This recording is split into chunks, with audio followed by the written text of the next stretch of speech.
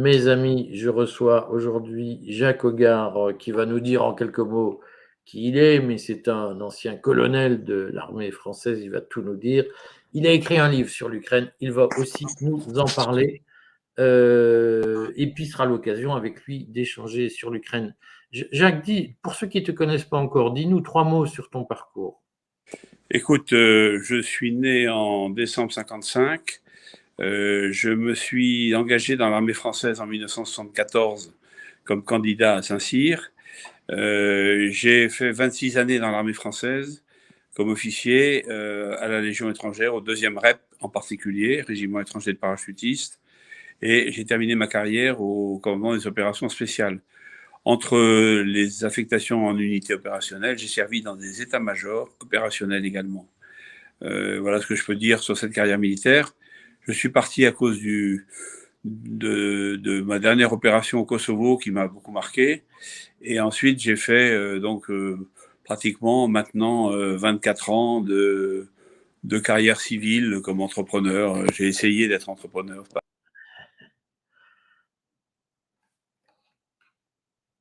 22 ans finalement, hein, presque autant que ma vie militaire. Bon. Et dans cette affaire, parle-nous j'aimerais bien quand même qu'un jour on ait un long entretien sur le livre que tu avais écrit au moment où tu as quitté l'armée sur le Oui, Kosovo, oui, oui. sur les enseignements que tu as tirés à l'époque du Kosovo, mais qui, je crois, restent d'actualité. Oui. Redis-nous le titre de ce livre. Alors le titre de l'époque, c'est L'Europe est morte à Pristina. C'est un livre que j'ai fait paraître il y a maintenant une quinzaine d'années sur mon aventure au Kosovo. Et alors évidemment, il y a un lien avec ce qui se passe aujourd'hui pour moi en Ukraine. Et c'est pour ça que je viens de publier ce livre qui s'appelle La guerre en Ukraine, regard critique sur les causes d'une tragédie, qui vient de sortir chez Hugo Doc. Voilà. Peut-être que tu l'as à la main, Oui, je l'ai à la main, je peux te Vas-y, le montrer, montre-nous. vous le montrer. Voilà, donc n'hésitez pas à vous ruer sur ce livre, La guerre en Ukraine, de Jacques Hoggard. Quel est le lien que tu fais entre l'affaire du Kosovo et l'affaire ukrainienne? Ah, il y a je dirais un paquet de liens, mais le lien le plus résumé, si je puis dire, c'est l'OTAN. L'OTAN, fauteur de guerre en Yougoslavie entre 1995 et 1999-2000, et puis l'OTAN, fauteur de guerre en Ukraine aujourd'hui. C'est le lien le plus immédiat qui me vient à l'esprit, mais il y a aussi beaucoup, il y a bien sûr les États-Unis, le rôle joué par les États-Unis, le rôle joué par l'Union européenne, le rôle joué par l'Allemagne au sein de l'Union européenne, le triste rôle joué par la France au sein de l'Union européenne dans les deux cas, et puis bien sûr des personnages. Alors l'affaire du Kosovo, elle avait été marquée par le camp Clinton et en particulier son égérie Madeleine Albright, la non regrettée Madeleine Albright, qui a cédé la place à Victoria Nuland, qui est sa fille spirituelle, si je puis dire. Donc Qui on est trouve les parti, mêmes. Pardon, oui, qui à la vient de retraite. démissionner, qui vient de démissionner.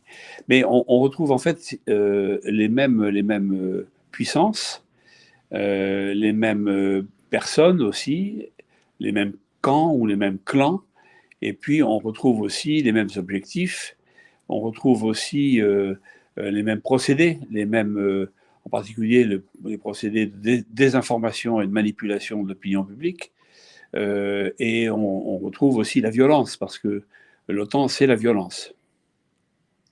Alors, tu viens de parler, on va l'évoquer, tu viens de parler de la désinformation, ce que nous, au courrier, on aime bien appeler la militarisation de l'information, puisqu'en réalité, les politiques de désinformation, ou dites parfois de guerre hybride, sont des politiques de militarisation de l'information telles qu'elles ont été théorisées à partir des années 70, notamment par l'armée américaine ou par les services américains. Oui. Le discours que tu nous tiens, il est complètement à rebours de la doxa, c'est-à-dire que si j'écoute, j'allais dire François Hollande, si j'écoute Emmanuel Macron, Lapsus, lapsus. ouais, si j'écoute Emmanuel Macron, la guerre, c'est Poutine, la paix, c'est nous, c'est l'OTAN, c'est l'Europe, toi tu nous dis le contraire. Est-ce que tu peux nous dire pourquoi tu dis le contraire? Ah, je pense exactement le contraire, parce que c'est le contraire. C'est pas moi qui l'invente. Je veux dire, on est nombreux à le penser d'ailleurs, beaucoup plus nombreux qu'on ne le dit. Il y a qu'à regarder le dernier ouvrage d'Emmanuel Todd, par exemple, pour voir son point de vue à lui, qui n'est pas un point de vue de militaire, hein, qui est un point de vue d'intellectuel, etc. Mais alors pourquoi? Eh bien parce que tout simplement, moi j'ai assisté en 1998-99 aux prémices de la guerre du Kosovo. J'étais un officier des opérations spéciales à l'époque. J'ai participé aux séances de planification de l'OTAN à Mons, en Belgique, à Shape, et dans les états-majors militaires français, bien sûr.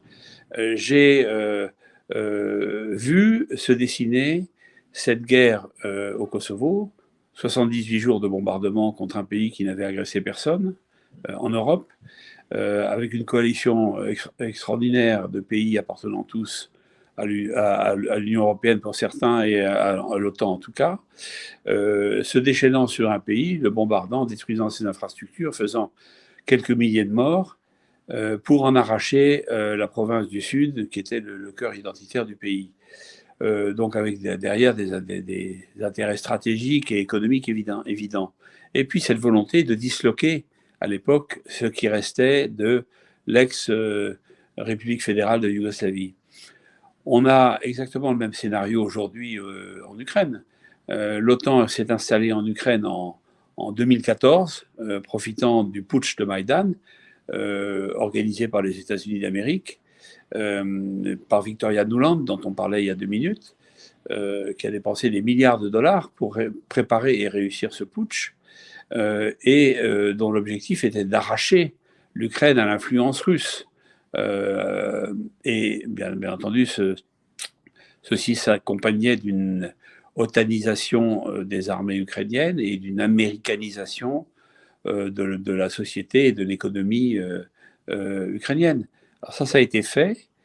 Il y a eu des accords de Minsk dont M. Hollande précisément et Mme Merkel ont reconnu il y a peu que c'était simplement un stratagème pour gagner du temps et permettre la montée en puissance de l'armée ukrainienne.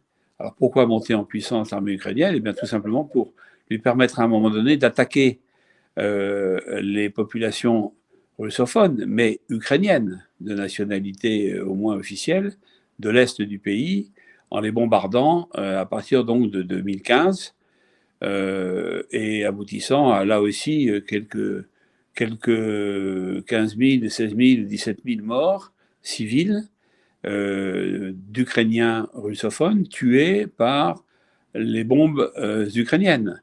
Euh, et tout ça avec l'OTAN derrière, parce que les régimes qui se sont succédés, mais anti-russes à partir de 2014 en Ukraine, ont été totalement pris en main par l'OTAN et par les stratèges de l'OTAN, entre guillemets.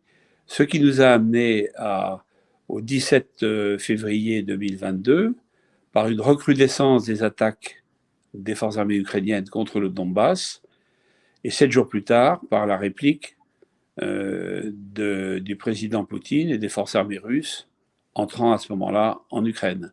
Début de la guerre, il y a maintenant un peu plus de 2 ans. Voilà pourquoi je dis que l'OTAN est une machine de guerre au service des seuls intérêts américains et que nous, Européens, nous sommes les dindons de la farce, nous sommes les crétins de service ou les idiots utiles qui suivons systématiquement les incursions violentes des États-Unis d'Amérique à travers l'OTAN sur le continent européen. On a connu ça en 1995 et 99 dans les Balkans, et on connaît ça maintenant depuis 2014 et surtout depuis 2022 dans l'est de l'Ukraine et sur les marches de la Russie. Alors j'espère qu'on aura l'occasion de faire un long entretien sur l'affaire du Kosovo, mais au vu de ton expérience au cœur même de la machine de guerre otanienne, est-ce que tu nous dis que selon toi, le conflit qui a ouvertement éclaté le 22 février 2022, est-ce que ce conflit a été minutieusement préparé par l'OTAN? Et est-ce que, d'une façon ou d'une autre, la prise de l'Ukraine, la nucléarisation de l'Ukraine ou la guerre contre la Russie était une échéance prévue de longue date, maturée, mûrie de longue date par l'état-major de l'OTAN? Alors moi, je crois profondément parce que c'est le principe même de l'application de la doctrine américaine. Il n'y a qu'à lire ou relire Le Grand Échiquier de Zbigniew Brzezinski, conseiller des présidents américains et un peu à l'origine du néo-conservatisme américain.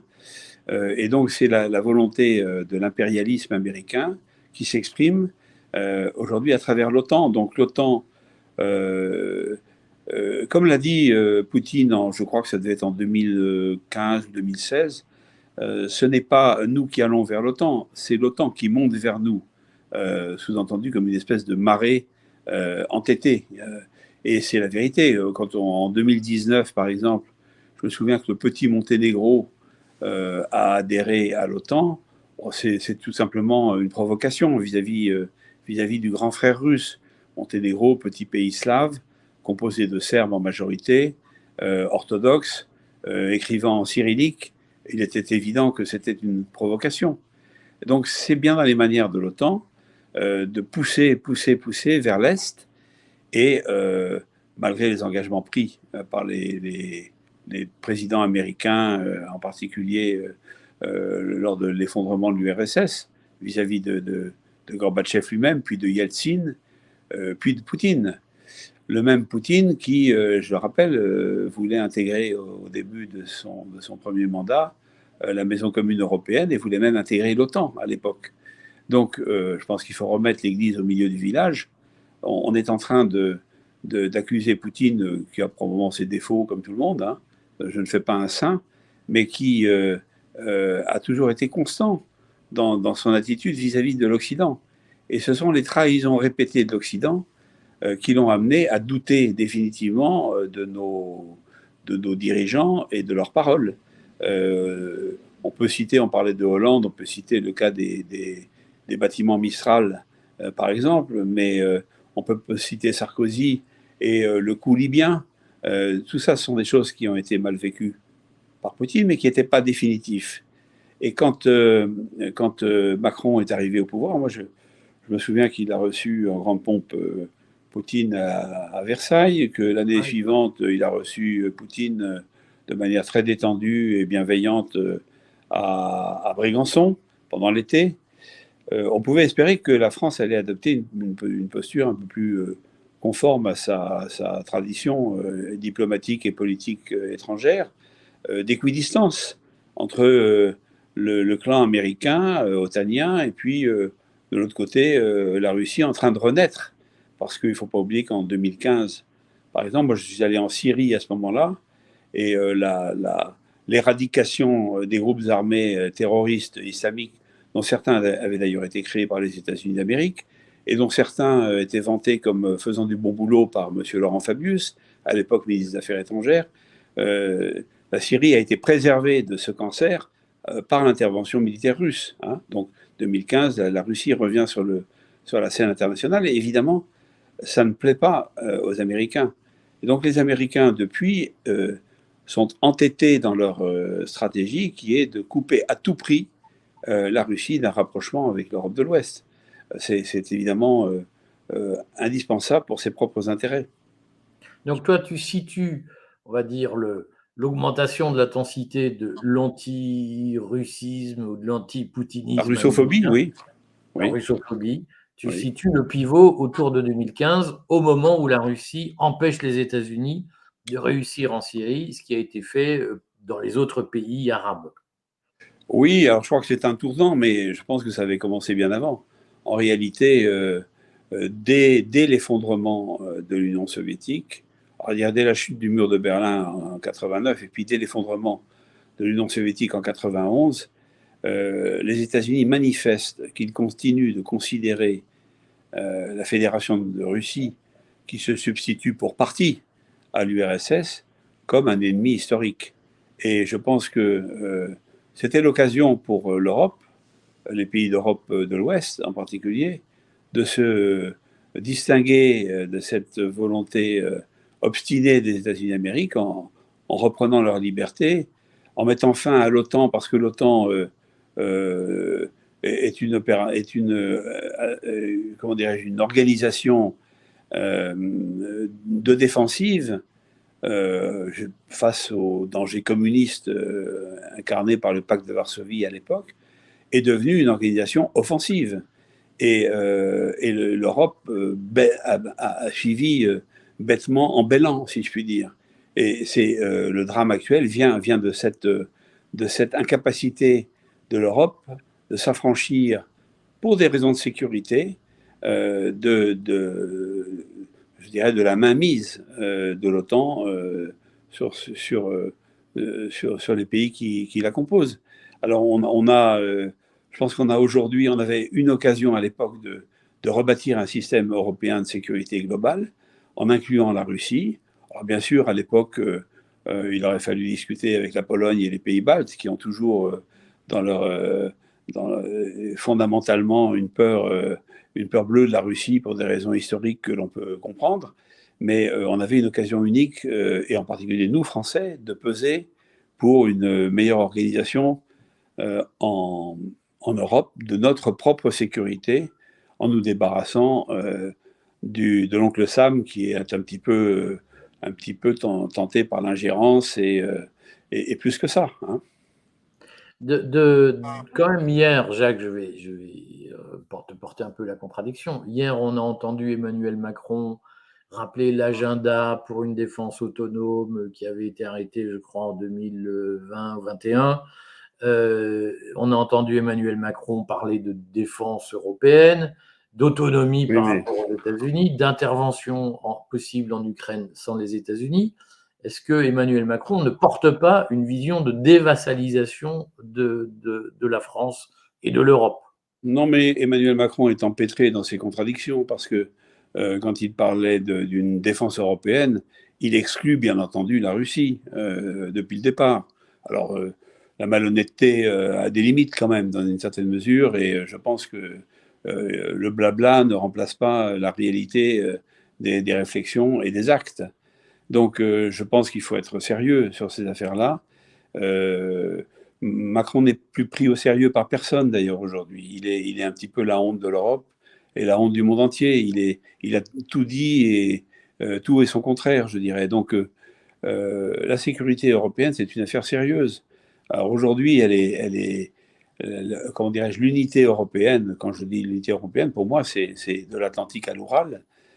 C'est le vieux rêve de Chateaubriand, le vieux rêve de De Gaulle, le rêve récent d'Andrei Makin, notre académicien français d'origine russe, qui ne disent pas autre chose que ça. L'Europe est un continent qui a deux extrémités, la France et la Russie. Par chance, la France et la Russie n'ont pas de frontières communes, n'ont pas de litige territorial, n'ont pas de litige particulier, et selon Chateaubriand, encore une fois, De Gaulle ou Makin, aurait vocation à équilibrer l'Europe et à en développer, je dirais, la prospérité en assurant la paix et la sécurité. On est très loin de ça aujourd'hui. Et là, on est dans l'escalade verbale et guerrière, et c'est le fait de M. Macron. Moi, je remarque, et ça me fait mal au cœur, que M. Poutine fait preuve d'une grande retenue par rapport à un président français qui joue les faucons, les fauteurs de guerre, et de manière totalement irresponsable, parce que l'armée française, qui est concernée au premier chef, mais qui n'est pas la seule concernée, à côté d'autres armées embryonnaires ou échantillonnaires à côté d'elle, constitue l'OTAN en Europe de l'Ouest aujourd'hui. Elles sont incapables, ces armées, même fédérées et réunies, plus ou moins sous un même commandement, de s'opposer à une force telle l'armée russe aujourd'hui, qui s'est parfaitement reconstituée, qui a une industrie de défense revitalisée depuis 2 ans, au point que aujourd'hui on produit en Russie 50 fois plus d'obus qu'il y a 2 ans, d'obus d'artillerie, qu'on produit en Russie 7 fois plus de chars qu'il y a 2 ans, qu'on produit 5 fois plus d'engins blindés et d'infanterie qu'il y a 2 ans, etc., etc. Et en face, on voit bien qu'on a détruit Alors la France a bradé ses industries, en particulier aussi les industries de défense. Quand on sait qu'en France, on ne construit plus nos armes individuelles, alors que c'était une vieille tradition qui remontait au premier temps de l'Ancien Régime, on mesure l'ampleur de la catastrophe, si je puis dire. Donc je pense qu'il faut arrêter ce discours guerrier qui n'a aucun sens et qui est contre les intérêts fondamentaux du pays. Voilà, donc je pense qu'il y a une grande part d'irresponsabilité dans ce besoin de tenir à tout prix la vedette, de faire peur aux Français, bien sûr, parce que je pense qu'il y a un peu de ça dans l'air, mais en tout cas, ça ne fait pas peur aux Russes ni à M. Poutine, hein, soyons clairs.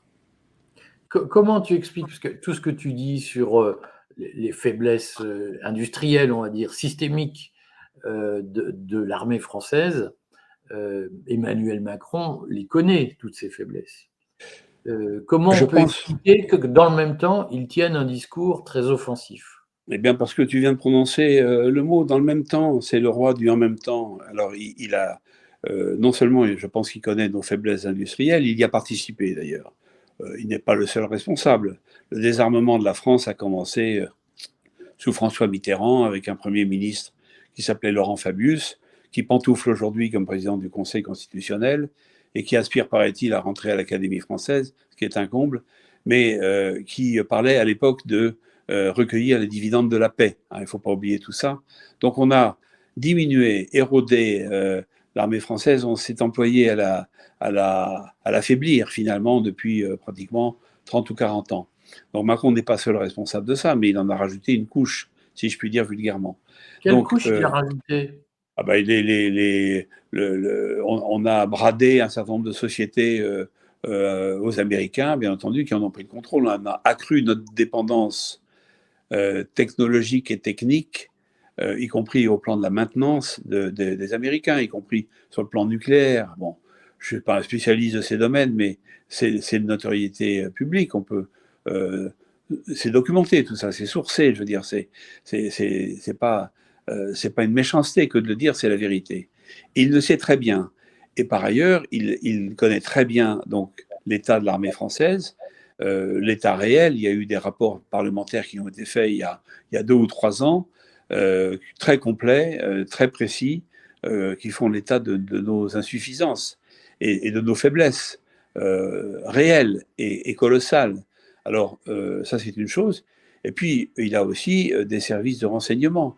On peut faire allusion à l'article de Marianne d'il y a une dizaine de jours, qui s'appuyant sur des notes qui sont sorties peut-être un peu imprudemment de l'état-major des armées, rappelle l'état réel de l'armée ukrainienne aujourd'hui, enfoncée de toutes parts par l'armée russe. Donc je crois que dans tous les sens du terme, c'est un mauvais combat. D'abord contraire aux intérêts du peuple ukrainien lui-même, que d'alimenter cette guerre en donnant des matériels d'ailleurs souvent disparates et impossibles à maintenir en état, en donnant des obus ou des missiles tels le Scalp, etc. Quand on sait en plus que l'armée russe a maintenant une supériorité électronique indiscutable sur le champ de bataille, on voit que tout ça est dérisoire, mais que ça conduira encore à la mort quelques dizaines de milliers supplémentaires de pauvres Ukrainiens. Moi, c'est ce qui me bouleverse le plus dans cette affaire, c'est qu'on ait, Zelensky dit 30 000 tués pour les forces armées ukrainiennes. Je pense qu'on peut au minimum multiplier par 10 ce chiffre côté ukrainien, et peut-être même encore davantage. Certains parlent de 400 000. Alors, il y a des tués, il y a des blessés physiques, amputés pour certains, il y a des blessés psychiques. Je me souviens d'un article qui faisait état de ces jeunes vétérans ukrainiens rentrant dans leur famille, battant leurs femmes et leurs enfants parce que pétant les plombs, si je puis dire, hein, perdant leur nerfs et qui auraient besoin en fait de soins psychiatriques pour beaucoup d'entre eux. Donc tout ça, c'est un drame, c'est une tragédie, il faut qu'elle cesse. Et elle ne cessera pas tant qu'on aura des déclarations guerrières aussi irresponsables de la part d'un chef d'État qui est Macron. Alors, je voudrais te poser une dernière question, mais j'aimerais vraiment qu'on refasse un entretien sur la visée intentionnelle de l'OTAN depuis les années 90, parce que c'est ça le sujet, depuis la chute Oui, du mur. oui. De ton expérience à toi, est-ce que dans les états-majors, dans toute l'infrastructure, la technostructure qui prépare les stratégies militaires et les tactiques militaires, est-ce qu'à un moment donné, il y a des gens qui disent on veut la guerre? Ou est-ce que c'est quelque chose qu'ils font tout pour éviter? Est-ce qu'à un moment donné, il y a une espèce de conscience, détermination à dire ah, la guerre, ce serait bien. Une bonne guerre, ça nous ferait du bien. Franchement, côté des états-majors français et des chefs militaires français, j'en connais certains et pas les moindres, je ne pense pas qu'il y ait cette volonté.